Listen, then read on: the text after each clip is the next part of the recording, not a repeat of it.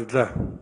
За би өнөөдрийн асуултад ямар нэгэн байдлаар засгийн газрын гишүүний хувьд биш. Би улсын хурлын гишүүн Арц намын байгуулалт хариуцсан нарийн чиндрийн хувьд энэ асуултыг бас өөрөө хувийнхээ хувьд мөн дээр нь намын ахмадтай олон гишүүдийн санал хүсэлтээр тавьж байгаамаа. За өнөөдөр төрд удирдах чиглэлээр хэрэгжүүлж ирсэн түүхэн хүний хувьд бол энэ хүний ойг тэмдэглэх асуудал бол зөөсний асуудал гэж ойлгож байгаа. Зөвхөн энэ дагалдаж орж ирж байгаа асуудлуудтай бол үнэхээр санал нийлэхгүй байгаа. Ялангуяа тэр хэлмэдүүлэлтийн асуудалд. Өнөөдөр энэ хүний төр нийгмийг удирдах тэр цаг үед маш олон хүн хэлмэгдэж ирсэн. Өнөөдөр ч зарим нь амьд сэрүүн байж манай лого згоогоос гэсүүлэл маш олон тухайн үеийн бас төр нийгэмд чухал үүрэг гүйцэтгэж ирсэн төр нийгмийн сэтгэлтнүүд өөрсдөө хэлмэгдэж ирсэн мэт. Энэ хэлмэгдүүлэлтийг өнөөдөр юу гэж үзэх юм бэ? Хэрвээ энэ хүнийг хэлмэгдсэн гэж үзэж байгаа бол энэ хүний тэр явуулсан үйл ажиллагаанд хэлмэгдэжсэн улсуудыг юу гэж үзье? Өнөөдөр хэлмэгдэх систем маш олон байгууллагууд бий. Олон 100 мянган хэлмэгдсэн хүмүүс бий. Энэ хүмүүсийн өнөөдөр энэ түүхэн тэмдэглэгдсэн тэр хэлмэгдсэн гэдэг тодорхойлыг яах юм? Тэгэхээр би зүгээр энд нэг ямар нэгдүгээр санал зэрэг хэлчих асуулт дээр. Нэгдүгээрт энэ асуултыг асуумаар байна. Хоёрдугаарт тухайн Монгол Ардын Султан нам өнөөдрийн Монгол Ардын нам сая Гарамгаатар гишүүний асуусан асуултанд Хүрэлбаатар гишүүний хариулж байгаагаар бол тэр үеийн Монгол Ардын Султан намын гүйцэтгэжсэн үүрэг бол өнөөдрийн Монгол Ардын намын гүйцэтгэж байгаа үүргээс өөр юм байна. Таарын тэр 80-90 жил тэмдэглээд идэх чинь бол худлаа юм байна.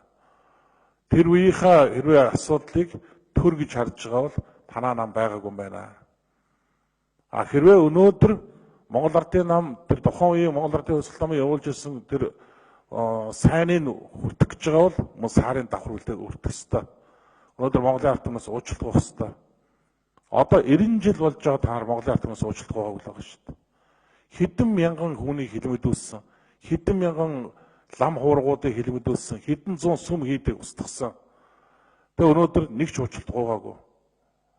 Тэгээ одоо өнөөдөр яхаараа гинтхэн ухаан орсон юм шиг өөрсдөө хэлмэдүүлж, өөрсдөө намынхаа гинээс хөөж, өөрсдөө шагнал дурамжтуудын хурааж авчаад тэгээ одоо эргээд өнөөдрийн улсын хурлаар заавал тогтоол гаргуулах гэдэг би ойлгохгүй байна. Зүгээр түүхэн хүнийх нь хувьд үнэхээр Монголын түүхэн үүрэг гүйцэтгэх гэдэг бол түрүүн би тэр Хүрэлбаатар гишүүний яриад байгаа санал нэг байгаа.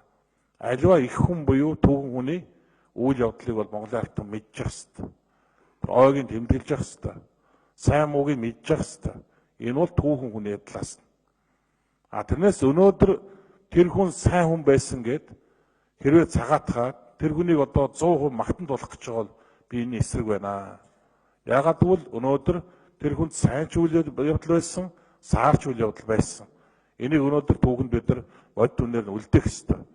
Өнөөдрийн улс хурлын гаргах чад тогтоох шийдвэр гэсэн дараагийн үедээ түүхэн шийдвэр, түүхэн баримт болж үлдэнэ. Өнөөдөр их хурл хэрвээ болчимгүй юм тогтоол гаргах юм бол бид өнгөрсөн үеийгөө эргээд дахиад нулимсантай адилхан ийм л юм болно. Тэгэхээр Цэдэн бол гэдэг хүний түүхэн үүргийг бодит талаас нь сайнаар нь мууг нь муугаар нь яг бодит байдлаар нь үлдээх ёстой. Энэ бол өнөөдрийн улсын хурлын түүхэн үүргээ гэж би ингэж харж байгаа. Тийм учраас энэ дээр Хүрэлбаатар гишүүн юу гэж ойлгож байгаа би яг тодорхой хариулт авмаар байна.